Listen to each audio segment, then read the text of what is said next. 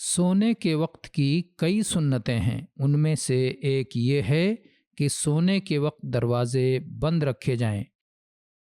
اس کی دلیل جابر رضی اللہ عنہ کی یہ حدیث ہے، قال رسول اللہ صلی اللہ علیہ وعلی آلہ وسلم اطفئوا المصابیح اذا رقدتم وغلقوا الابواب واوکوا الاسقیہ وخمروا الطعام والشراب۔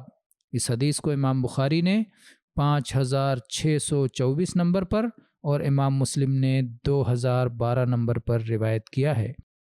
رسول اللہ صلی اللہ علیہ وعلی آلہ وسلم نے ارشاد فرمایا، تم جب سونے لگو تو چراغ گل کر دو، دروازے بند کر دو، مشکیزوں کے منہ باندھ دو اور کھانے پینے کے برتنوں کو ڈھانپ دو۔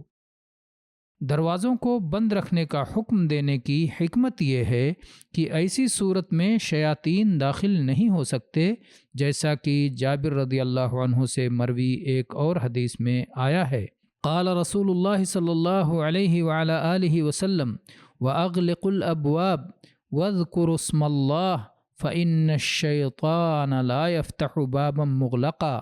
یہ حدیث صحیح بخاری میں 5623 نمبر پر اور صحیح مسلم میں 2012 نمبر پر ہے۔ اللہ کے رسول صلی اللہ علیہ وعلی آلہ وسلم کا ارشاد ہے، اور دروازے بند کر لو اور اس وقت اللہ کا نام یاد کرو، کیونکہ شیطان بند دروازے کو نہیں کھولتا۔